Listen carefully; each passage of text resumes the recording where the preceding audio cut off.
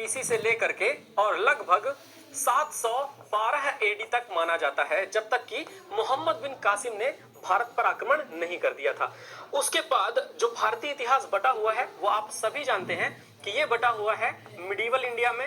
और ये जो मिडीवल इंडिया यानी मध्यकालीन भारत का इतिहास है, ये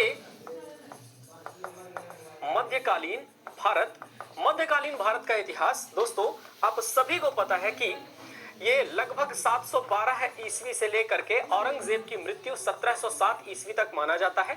और उसके बाद अगर हम लोग बात करते हैं हमारे मॉडर्न इंडिया की, यानी कि जो हमारा आधुनिक भारत का इतिहास है, तो दोस्तों आप पाएंगे कि ये जो मॉडर्न इंडियन हिस्ट्री है या मॉडर्न इंडिया का इतिहास है, इसे हम चर्चा करते हैं 1707 से लेकर के लगभग 1947 ईस्वी तक।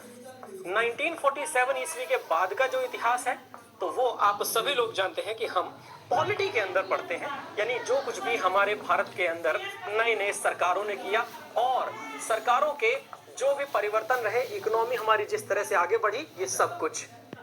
तो दोस्तों आज बीसी से यानी कि ईस्वी पूर्व से लेकर के और लगभग यह 10,000 ईस्वी पूर्व तक है।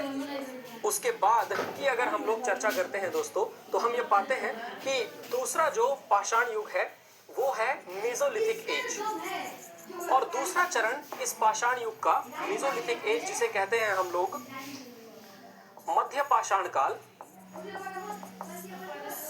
ये मध्य पाषाण काल लगभग आप मान करके चले कि 10,000 ईस्वी पूर्व से लेकर के फैला हुआ है, ये लगभग 6,000 ईस्वी पूर्व तक। और फिर जब हम लोग बात करते हैं नियोलिथिक एज की, जब हम चर्चा करते हैं नियोलिथिक एज या जिसे हम लोग कहते हैं नवपाषाण काल, तो नवपाषाण काल लगभग आप मान करके चले कि 6,000 ईस्वी पूर्व से लेकर के लगभग 3,000 ईस्वी पूर्व तक है।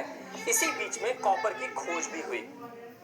तो दोस्तों कॉपर की खोज यानी कि विश्व में जब हम अपने ह्यूमंस को मिलने वाली सबसे पहली धातु के बारे में बात करते हैं, तो सबसे पहली धातु जो थी उसे कहा जाता है कॉपर।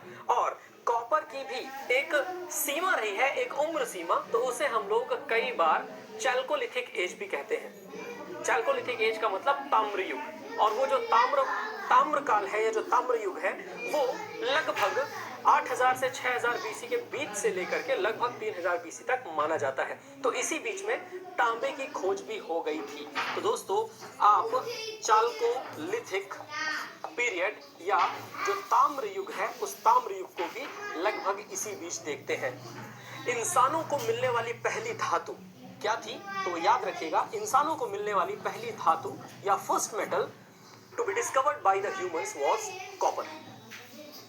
आगे चलते हैं तो हमारी जो चर्चाएं हैं वो चर्चाएं प्राचीन भारत में ही आगे बढ़ेंगी। और प्राचीन भारत में एक छोटी सी क्रोनोलॉजी को समझिएगा कि जब हम चर्चा करते हैं प्राचीन भारत के मुख्य टॉपिक्स की, तो उन टॉपिक्स पर हमारा फोकस रहेगा। देखिए दोस्तों, सबसे पहले आप सभी लोग हड़प्पा सिविलाइजेशन और 2 या 2 से अधिक समाजों से मिलकर के एक सभ्यता का निर्माण। जब सभ्यताएं किसी एक परंपरा को फॉलो करती हैं तो वो ट्रेडिशन है, लेकिन वही परंपरा लंबे समय तक उस सभ्यता द्वारा फॉलो किया जाए तो उसे संस्कृति या कल्चर कहते हैं। बात है कि हमारे भारत में ये जो सनातन और वैदिक कल्चर है, ये सनातन और वैदिक कल्चर कितना पुराना है।